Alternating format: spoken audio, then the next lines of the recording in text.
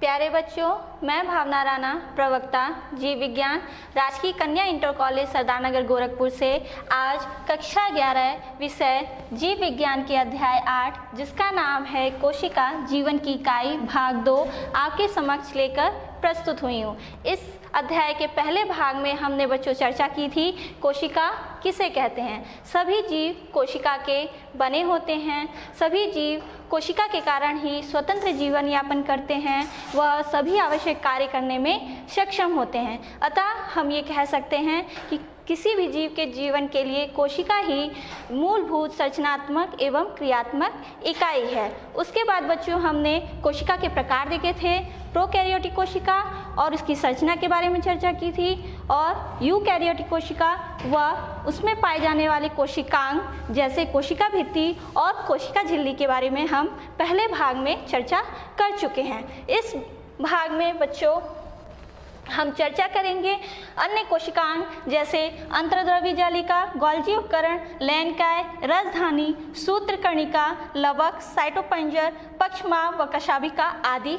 तो बच्चों चलिए आज की कक्षा हम प्रारंभ करते हैं अंतःझिल्लिका तंत्र से। झिल्लीदार कोशिकांग संरचनात्मक व क्रियात्मक रूप से अलग होते हैं, परंतु कुछ कोशिकांग के कार्य एक दूसरे से जुड़े रहते हैं। उन्हें अंतःझिल्लिका तंत्र के अंतर्गत रखते हैं। अंतःझिल्लिका तंत्र में अंतर्द्रवी जालिका, गोल्जी काय, लैंगिकाय व रसधानी अंग आते हैं। आइए बच्चों हम अंतर्द्रवी जालिका एंडोप्लाज्मिक रेटिकुलम के बारे में चर्चा कर लेते हैं। यूकैरियोटिक कोशिकाओं के कोशिका द्रव में चपटे आपस में जुड़े थैलीयुक्त छोटी नलिकावत जालिका तंत्र बिखरा रहता है जिसे अंतर्द्रवी जालिका कहते हैं। यहाँ पे बच्चों आप अंतर्द्रवी जालिका का चित्र देख सकते हैं। अंतर्द्रवी जालिका जो है वो केंद्रक के बाहर आवरण से चिपकी हुई रहती है। कहीं कहीं पे ये नलिकाएं प्लाज्मा झिल्ली से लेकर केंद्रक झिल्ली तक फैली रहती हैं और छिद्रों द्वारा कोशिका के बाह्य वातावरण से या केंद्र में पाए जाने वाले छिद्रों से संबंधित रहती हैं। अंतर्द्रवी जालिका जो है इनकी झिल्लियां प्रोटीन फॉस्फोलिपिड की बनी होती हैं और 60 एंगस्ट्रॉम लगभग मोटी होती हैं। इसके बाह्य स्तर पर असंख्य लघुकण होते हैं जिन्हें राइबोसोम कहते हैं। यहाँ पे बच्चों आप असंख्य लघुकण देख सकते हैं जिन्हें हम राइबोसोम कहते हैं। आइए बच्चों अब हम अंतर्द्रवी जालिका के प्रकार देख लेते हैं। ये दो प्रकार के हैं, खुरदुरी अंतर्द्रवी जालिका और चिकनी अंतर्द्रवी जालिका। खुरदुरी अंतर्द्रवी जालिका, इस अंतर्द्रवी जालिका में राइबोसोम बाहरी सतह पर चिपके रहते हैं। जैसे कि इस चित्र में बच्चों आप देख रहे हैं, खुरदुरी अंतर्द्रवी जालिका की बाहरी सतह पर राइबोसोम चिपके रहते हैं। ये प्रोटीन संश्लेषण में सहायक होती हैं। ये केंद्रक के बाह्य झिल्लिका तक फैली होती हैं। चिकनी अंतर्द्रवी जालिका, इस अंतर्द्रवी जालिका में राइबोसोम्स नहीं पाए जाते हैं। ये प्राणियों में लिपिड संश्लेषण के मुख्य स्थल होते हैं। आइए बच्चों अब इनके कार्यों को हम देख लेते हैं। अंतर्द्रवी जालिका की नलिकाओं द्वारा कोशिका के विभिन्न अंगों को व बाह्य पर्यावरण के बीच घुलित पदार्थों का अभिगमन होता है। खुरदुरी अंतर्द्रवी जालिका के राइबोसोम द्वारा प्रोटीन संश्लेषण होता है। आइए बच्चों अब हम गोल्जी उपकरण के बारे में चर्चा कर लेते हैं। गोल्जी उपकरण केंद्रक के पास घनी रंजित जालिकावत संरचना है। गोल्जी उपकरण की खोज कैमिलो गोल्जी ने 1898 में की थी। कैमिलो गोल्जी के नाम पर इस संरचना को गोल्जी काय नाम दिया गया है। यहाँ पे बच्चों आप गोल्जी उपकरण का चित्र देख रहे हैं, ये कुंड है या सिस्टर्नी है। आइए हम गोल्जी काय की संरचना को देख लेते हैं। ये चपटी डिस्क के आकार की थैली या कुंड या सिस्टर्नी से मिलकर बनी होती हैं जिनका व्यास 0.5 माइक्रोमीटर से 1.0 माइक्रोमीटर होता है। ये कुंड एक दूसरे के समानांतर स्थित होते हैं जिसे जालिकाएं कहते हैं। यहाँ पे बच्चों आप सिस्टर्नी देख सकते हैं, कुंड देख सकते हैं जो एक दूसरे के समानांतर स्थित होते हैं। गोल्जी काय में कुंडों की संख्या जो है वो अलग अलग होती है। कुंड के दो भाग होते हैं, एक निर्माणकारी सतह है, ये निर्माणकारी सतह जो ऊपर की तरफ से छोटी होती है। इसे हम निर्माणकारी सतह इसलिए कहते हैं क्योंकि गोल्जी के स्थानांतरीय वेसिकल्स जो हैं वो एंडोप्लाज्मिक रेटिकुलम से अलग होकर नए सिस्टर्नी बनाते हैं।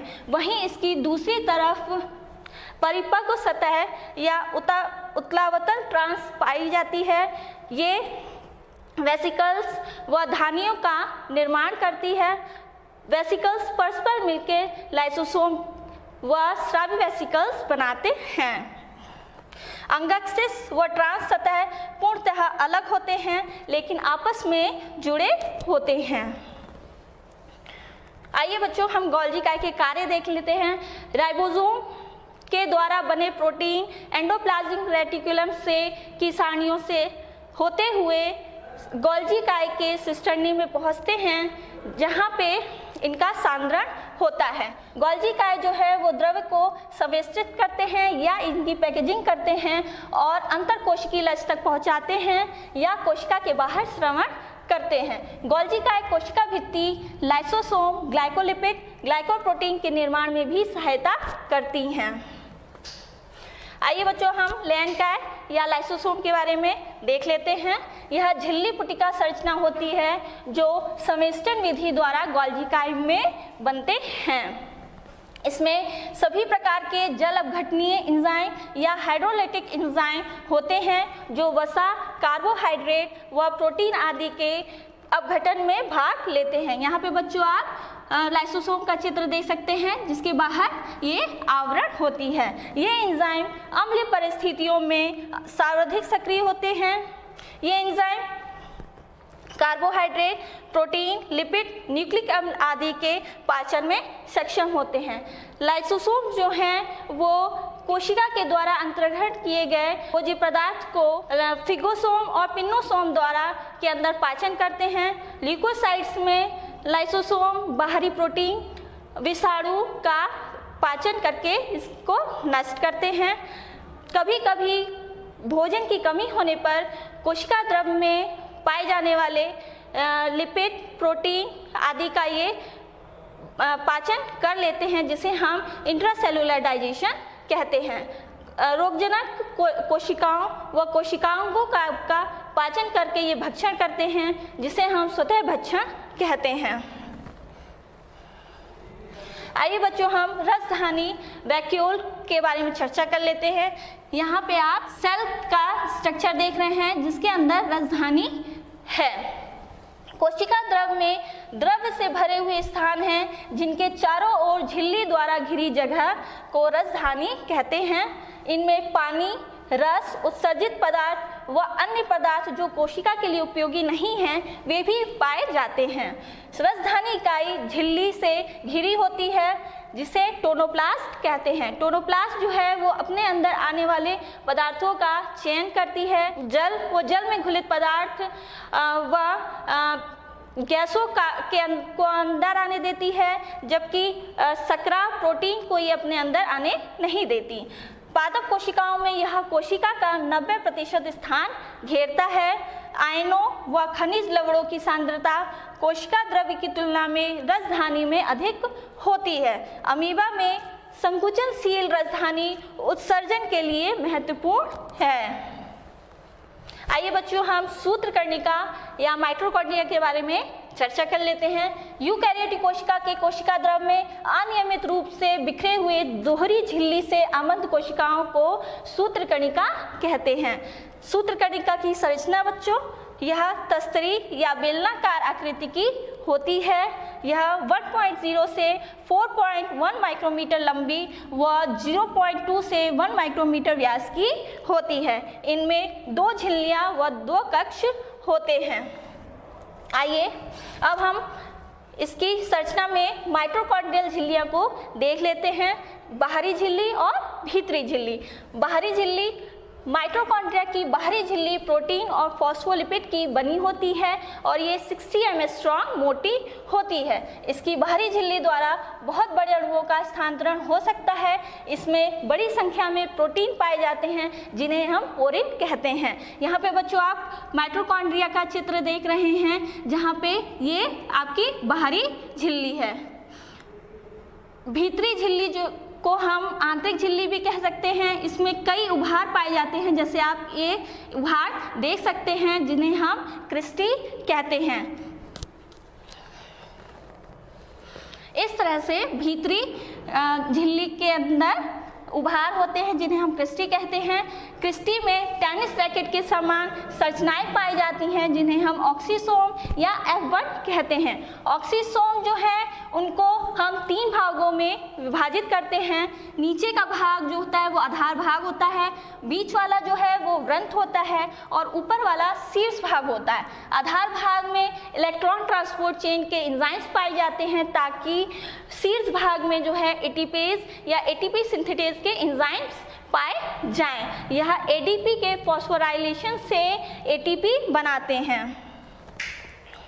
आइए हम माइटोकॉन्ड्रियल कक्ष देख लेते हैं, बाह्य कक्ष और भीतरी कक्ष। बाह्य कक्ष यह माइटोकॉन्ड्रिया की दोनों कलाओं के बीच का स्थान है जो क्रिस्टी के क्रोड में भी फैला रहता है।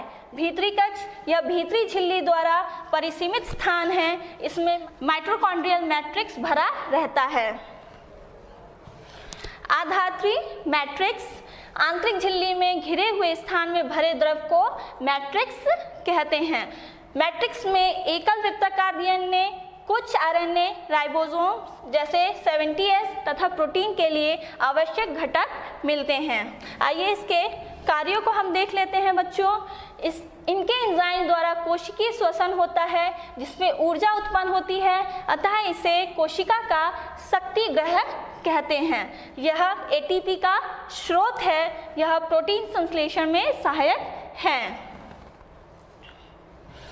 आइए बच्चों हम लवक प्लास्टिड के बारे में चर्चा कर लेते हैं। लवक सभी पादप कोशिकाओं एवं कुछ प्रोटोजोआ जैसे यूग्लिना में मिलते हैं। इसमें विशिष्ट प्रकार के वर्णक मिलते हैं। वर्णकों की उपस्थिति के आधार पर लवक 3 प्रकार के होते हैं, हरित लवक, वर्णी लवक और अवर्णी लवक। हरित लवक ये हरे रंग के होते हैं, इनमें क्लोरोफिल या पर्णहरिम पाया जाता है। ये प्रकाश संश्लेषण के लिए प्रकाशीय ऊर्जा का संचय करके कार्बोहाइड्रेट्स का निर्माण करते हैं। वर्णी लवकों में वसा, विलय, कैरोटीनॉइड वर्णक जैसे कैरोटीन, ज़ैंथोफिल व अन्य दूसरे मिलते हैं। ये लाल, पीले व नारंगी रंग के होते हैं। ये ज़्यादातर पुष्प के दलों व फलों में पाए जाते हैं। अवर्णी लवक विभिन्न आकृति एवं आकार के रंगहीन लवक होते हैं जिनमें खाद्य पदार्थ संचित रहते हैं।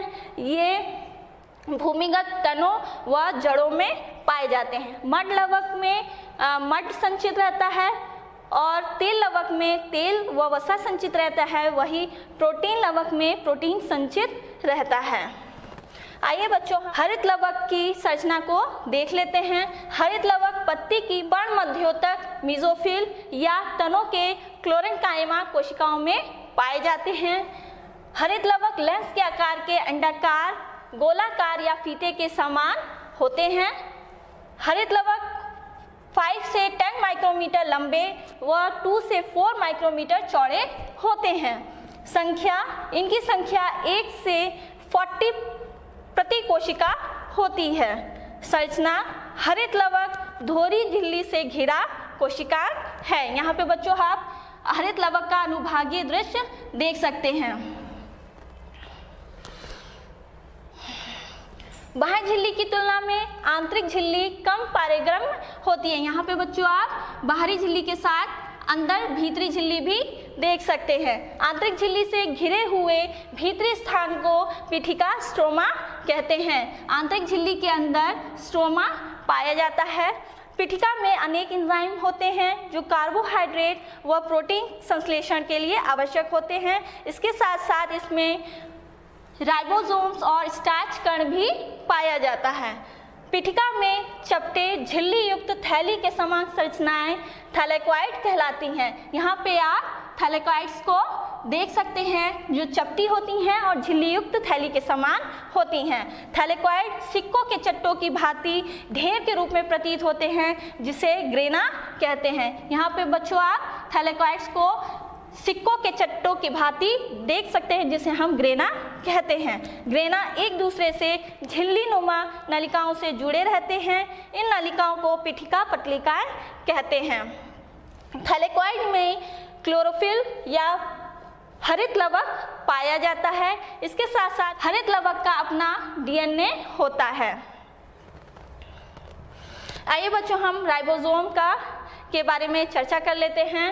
राइबोसोम राइबोन्यूक्लिक अम्ल व प्रोटीन के बने होते हैं। यहाँ पे आप राइबोसोम का चित्र देख सकते हैं। ये झिल्ली विहीन संरचना होती है। यूकैरियोटिक राइबोसोम 80S व प्रोकैरियोटिक राइबोसोम 70S प्रकार का होता है। यहाँ पे S जो है वो अपसाधन गुणांक को दर्शाता है।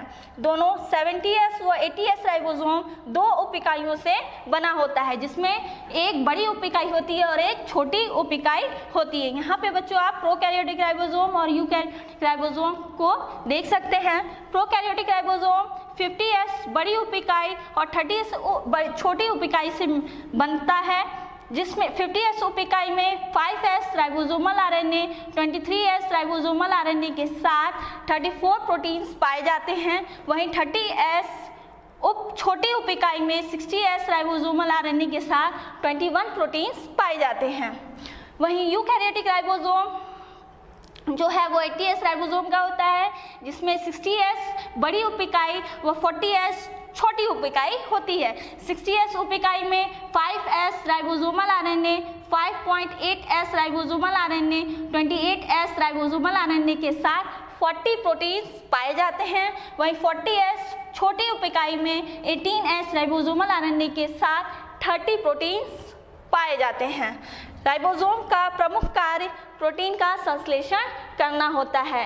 राइबोसोम्स जो हैं वो मैग्नीशियम आयन की कम सांद्रता में दोनों उप इकाइयाँ चिपकी हुई रहती हैं, परंतु मैग्नीशियम आयन की एकदम कम सांद्रता में ये दोनों उप इकाइयाँ अलग हो जाती हैं। मैग्नीशियम आयन की ज़्यादा सांद्रता में, अधिक सांद्रता में दोनों राइबोसोम्स मिलकर डाइमर बना लेते हैं और प्रोटीन संश्लेषण के समय कई राइबोसोम्स जो हैं वो एक mRNA के साथ मिलकर एक श्रृंखला बनाते हैं, जिसे हम पॉलीसोम या पॉलीराइबोसोम कहते हैं। आइए बच्चों, हम साइटोपंजर साइटोस्केलेटन को देख लेते हैं। कोशिका द्रव में फैली हुई प्रोटीन युक्त जालिकावत तंतु संरचनाएं साइटोपंजर कहलाती है। यहाँ पे बच्चों आप कोशिका का चित्र जो देख रहे हैं, जहाँ पे कोशिका झिल्ली है, इसी में साइटोपंजर जो है वो सूक्ष्म तंतु, सूक्ष्म नलिकाएं और मध्यस्थ तंतु से बनी होती है। ये सभी कोशिकाएं जैसे माइटोकॉन्ड्रिया, लवक, राइबोसोम्स को यथास्थान बनाए रखती है। ये नलिकाएं अपना क्रम बदलती रहती हैं और वातावरण से प्रभावित होकर रूपांतरित होती रहती हैं, परंतु नष्ट नहीं होती हैं। साइटोपंजर के विभिन्न कार्य हैं, जैसे यांत्रिक सहायता देना, गति व कोशिका के आकार को बनाए रखने में ये उपयोगी हैं। आइए बच्चों, हम पक्षमाप व कशाभिका, सीलिया तथा फ्लैजिला को देख लेते हैं। पक्षमाभिकाएं व कशाभिकाएं रोम सदृश कोशिका झिल्ली पर मिलने वाली अपवृद्धि है। पक्षमाप एक छोटी संरचना है जो कोशिका को या उसके चारों तरफ मिलने वाले द्रव की गति में सहायक है। कशाभिका अपेक्षाकृत लंबे व कोशिका की गति में सहायक हैं। पक्षमार्ग व कशाभिका जीव द्रव्य झिल्ली से ढके होते हैं। पक्षमार्ग जो है वो हजारों में पाए जाते हैं, जबकि कशाभिका जो है वो 1 या 2 की संख्या में पाए जाते हैं। पक्षमार्ग की गति जो है वो पेंडुलम के समान होती है, जबकि कशाभिका की गति जो है वो लहरदार होती है। कई पक्षमार्ग एक साथ गति करते हैं, जबकि कशाभिका जो है इनकी गति एक दूसरे से स्वतंत्र होती है। आइए बच्चों, हम इसकी संरचना को देख लेते हैं। इनके कोर को अक्षसूत्र कहते हैं, जो कई सूक्ष्म नलिकाओं का बना होता है।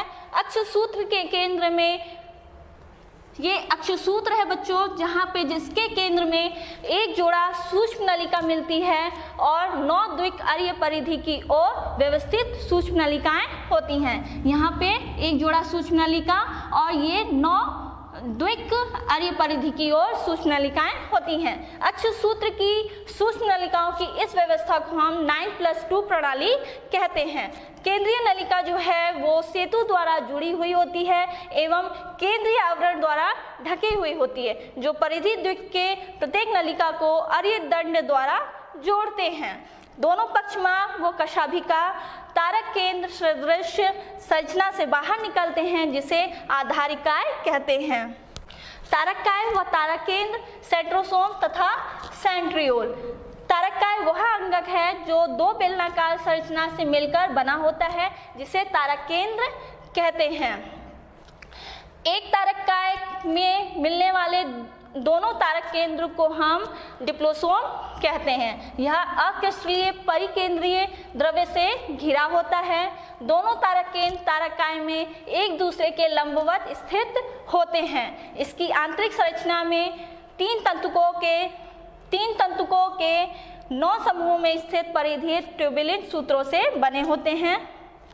यहाँ पे बच्चों आप इसका चित्र देख सकते हैं, जो एक बैलगाड़ी के चक्के के समान दिखता है। यहाँ पे 3 तंतुक हैं और 9 समूह में स्थित होते हैं, जो परिधीय ट्यूबुलेंट सूत्रों से बने होते हैं। तारक केंद्र का अग्रभीति भाग जो है वो प्रोटीन का बना होता है, जिसे धुरी कहते हैं। यह परिधि त्रिक के नलिका से प्रोटीन से बने अरीय दंड से जुड़े होते हैं। आइए हम इसके तारकाएं तथा तारक केंद्र के कार्य देख लेते हैं बच्चों। तारक केंद्र पक्षमा व कशाभिका का आधारिकाएं बनाता है। तर्कु तंतु जंतु कोशिका विभाजन के उपरांत तर्कु उपरण बनाता है। आइए हम केंद्रक के बारे में चर्चा कर लेते हैं बच्चों। केंद्रक आनुवांशिक सूचनाओं का नियमन करता है, क्योंकि कोशिका की सभी आनुवांशिक सूचनाएं केंद्रक में स्थित होती हैं। केंद्रक की खोज रॉबर्ट ब्राउन ने सन 1831 में की थी। कोशिका में केंद्रक की संख्या क्या होती है बच्चों? सभी यूकैरियोटिक कोशिकाओं में समानतः एक केंद्रक होता है। कुछ प्रोटोजोअन प्राणियों तथा शैवाल व कवकों की कुछ जातियों में 1 से अधिक केंद्रक होते हैं। आइए हम इसका केंद्रक का आकार देख लेते हैं। केंद्रक गोलाकार, अंडाकार, चपटा आदि आकृतियों का होता है। इसकी संरचना कैसी होती है? केंद्रक में निम्नलिखित 4 भाग होते हैं: केंद्रक आवरण, केंद्रक द्रव्य, केंद्रिका व क्रोमैटिन जालक। आइए इसको विस्तृत में देख लेते हैं। केंद्रक आवरण, केंद्रक कला में 2 परतें या झिल्लियां होती हैं। दोनों समांतर झिल्लियों के बीच 10 से 50 नैनोमीटर का रिक्त स्थान होता है, जिसे परिकेंद्र की अवकाश कहते हैं। यहाँ पे बच्चों आप केंद्रक का चित्र देख रहे हैं, जहाँ पर ये केंद्रक बाहर की तरफ केंद्रक आवरण है, इसी के बीच में आप परिकेंद्र की अवकाश देखते हैं। इसकी झिल्लियाँ जो हैं वो अन्य कोशिका कलाओं की तरह यूनिट मेम्ब्रेन की बनी होती हैं और 75 mm स्ट्रॉन्ग मोटी होती हैं। केंद्रक द्रव्य, केंद्रक कला के अंदर केंद्रक में पारदर्शी अर्धतरल मैट्रिक्स होता है। केंद्रक द्रव्य में केंद्रिका व क्रोमैटिन मिलता है। यहाँ पे बच्चों आप केंद्रक के अंदर केंद्रक द्रव्य देख सकते हैं, जिसमें संदेशवाहक आरएनए, क्रोमैटिन और केंद्रिका मिलती है। साथ में केंद्रक आवरण में छिद्र पाए जाते हैं, जो कोशिका द्रव्य व केंद्रक के बीच संपर्क बनाए रखते हैं, और केंद्रक द्रव्य से मैसेंजर आरएनए जो है वो कोशिका द्रव्य में जाकर प्रोटीन संश्लेषण का कार्य करता है। केंद्रिका देख लेते हैं बच्चों। केंद्रिकीय आधात्री में एक या अधिक गोलाकार संरचनाएं मिलती हैं, जिसे केंद्रिका कहते हैं। केंद्रिका झिल्ली रहित वह संरचना है जिसका द्रव्य केंद्रक से सतत संपर्क में रहता है। यह सक्रिय राइबोसोमल आरएनए संश्लेषण हेतु स्थल होते हैं। क्रोमैटिन जालक, क्रोमैटिन धागों के रूप में एक दूसरे के ऊपर फैलकर एक जाल सा बनाते हैं, जिसे हम क्रोमैटिन रेटिकुलम कहते हैं। कोशिका विभाजन के समय क्रोमैटिन तंतु या धागे सिकुड़कर छोटे व मोटे हो जाते हैं, ये गुणसूत्र बनते हैं। आइए अब हम गुणसूत्र क्रोमोसोम के बारे में चर्चा कर लेते हैं बच्चों। गुणसूत्र कोशिका विभाजन की अंतरावस्था में केंद्रक द्रव्य में क्रोमैटिन जाल के रूप में होते हैं। कोशिका विभाजन के समय यह जाल छोटे छोटे धागों का रूप ले लेता है। सन 1988 में वॉल्डेयर ने इन रचनाओं को गुणसूत्र का नाम दिया था। गुणसूत्र संख्या देख लेते हैं बच्चों। प्रत्येक जाति में गुणसूत्रों की एक निश्चित संख्या होती है। गुणसूत्र की रासायनिक संरचना देख लेते हैं बच्चों।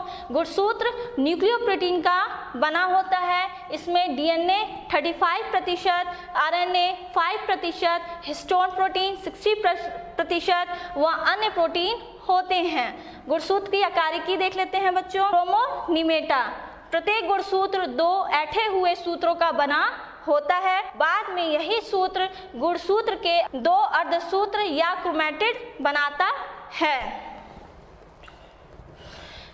यहाँ पे बच्चों आप क्रोमोनिमेटा देख सकते हैं। क्रोमोनिमेटा पर समान दूरी पर कणों जैसी उभरी हुई रचनाएं होती हैं, इनको क्रोमोमियर कहते हैं। क्रोमोमियर हैं वो क्रोमोनिमेटा लगे होते हैं जो मोतियों के समान दिखते हैं। प्राथमिक संकीर्ण, मध्यावस्था व पश्चातावस्था में गुणसूत्र में अल्परंजित क्षेत्र में एक संकीर्ण दिखाई देता है, जिसे प्राथमिक संकीर्ण या गुणसूत्र बिंदु कहते हैं। इस पर बिंब आकार की संरचना होती है, जिसे काइनेटोकोर कहते हैं। द्वितीयक संकीर्ण, कुछ गुणसूत्रों पर प्राथमिक संकीर्ण के अलावा द्वितीयक संकीर्ण भी पाया जाता है। सैटेलाइट, गुणसूत्र के द्वितीयक संकीर्ण से आगे का भाग सैटेलाइट कहलाता है। यहाँ पे बच्चों आप द्वितीयक संकीर्ण के आगे सैटेलाइट देख सकते हैं, जो द्वितीय संकीर्ण के आगे का भाग होता है। आइए बच्चों हम ये देख लेते हैं कि गुणसूत्र बिंदु की स्थिति के आधार पर गुणसूत्र को हम 4 भागों में विभाजित कर सकते हैं। मध्य केंद्रीय मेटासेंट्रिक, गुणसूत्र बिंदु जो है गुणसूत्र में एकदम बीच में स्थित होता है, जिससे दोनों भुजाएं जो हैं वो समान दिखाई देती हैं, जैसा इस चित्र में आप देख सकते हैं। उप मध्य केंद्रीय सब मेटासेंट्रिक में बच्चों गुणसूत्र बिंदु जो है वो बीच से थोड़ा ऊपर की तरफ खिसक जाता है, जिससे एक भुजा जो है वो छोटी नजर आती है और एक भुजा जो है वो बड़ी नजर आती है। अग्रबिंदु